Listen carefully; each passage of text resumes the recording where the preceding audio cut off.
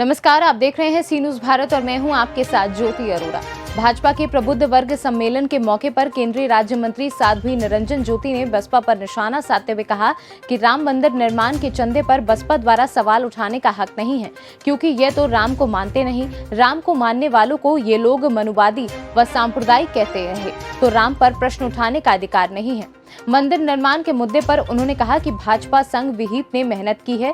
चंदे को उन्होंने समर्पण निधि बताते हुए कहा कि ये करोड़ों हिंदुओं की आस्था और भगवान के प्रति समर्पण निधि है, जो उन्होंने स्वेच्छा से दी है।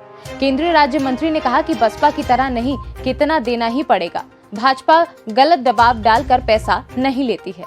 उन्होंने बताया कि बसपा में हर समाज का उत्पीड़न होता रहा है। एक एक्ट का सबसे अधिक दुरुपयोग बसपा शासन में हुआ। उन्होंने कहा कि अब फिर सतीश मिश्रा को मोहरा बनाकर समाज को तोड़ने का काम किया जा रहा है।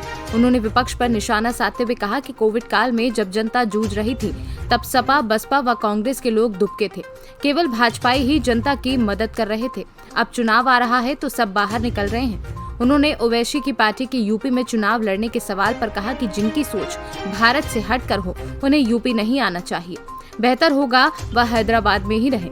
इस मौके पर प्रदेश उपाध्यक्ष कमलावती सिंह, महिला आयोग सदस्य डॉक्टर कंचन जायसवाल, महापौर रामतीर्थ सिंगल, सदर विधायक रवि शर्मा, जिलाध्यक्ष मुकेश मिश्रा सहित अन्य लोग मौजूद रहे।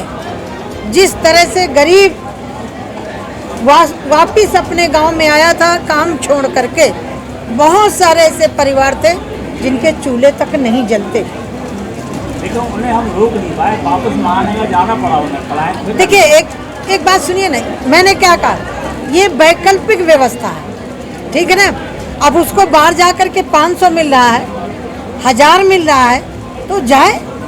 लेकिन जिस समय कोई काम नहीं था, वो बेरोजगार हो गया था, कोविड के कारण कहीं जा नहीं सकता था, ये वैकल्पिक व्यवस्था है, ये स्थायी काम नहीं है।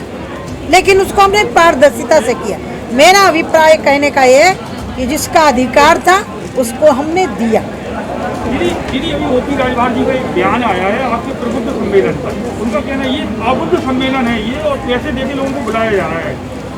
मुझे लग रहा है कि आज जो ओम प्रकाश राजभर जी बोल रहे हैं, ये मौका भी भारतीय जनता पार्टी ने ही दिया है। नहीं, उनके गांव में छोड़ के कोई जानता भी नहीं था। पूर्वांचल में 2-3 जनपदों में जानते होंगे। 4 विधायक चुन के आ गए तो भारतीय जनता पार्टी के कारण है। अब इस बार चुन के आ जाए तो पता चले।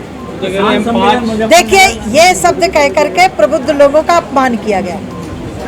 ठीक, 5 सीएम और 20 डिप्टी सीएम पूरे प्रदेश को सीएम बना देना। हमारी सरकार में एक काम करने की पद्धति है। अब जिसकी ज्यादा महत्वाकांक्षा होगी तो उसके लिए कोई कुछ नहीं कर सकता। देखिए, मैं आपसे अनुरोध करती हूँ, 12 बार कृषि मंत्री ने बैठ करके बात की। मैं आपसे एक सवाल पूछ रही हूँ, आपसे ही, क्या किसान को अपनी उपज बेचने का मंडी में ही बंद के बेचना चाहिए या उसको जहाँ ज्यादा मिला वहाँ बेचना चाहिए? मैं आपसे पूछ रही हूँ। एमएफसी बढ़ाई, एमएफसी कहीं रोकी नहीं गई। ये भ्रम पैदा कर रहे हैं। अब जो कंफ्यूज हैं उनके लिए कोई इलाज नहीं है। सरकार ने पूरा स्पष्ट कर दिया है, एमएसपी बंद नहीं हुई है। किसान को मंडी से मुक्त किया गया है। किसान मंडी में बेच सकता है। किसान को मध्य प्रदेश में अच्छा लाभ मिलता है, वहाँ जाके बेच सकता है। किसान को फ्री नहीं होना चाहिए।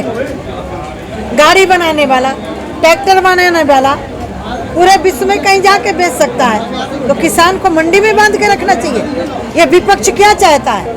हम सरकार में पार्लियामेंट में जिस तरह से विपक्ष ने पार्लियामेंट को हंगामे के बलि चढ़ा दिया, मैं पूछना चाहती हूँ, सरकार कृषि पर। झांसी से कैमरा पर्सन प्रभात साहनी के साथ अतुल शर्मा की रिपोर्ट। खास खबर में फिलहाल के लिए इतना ही। देश और दुनिया की तमाम बड़ी खबरों के लिए आप देखते रहिए सी न्यूज भारत।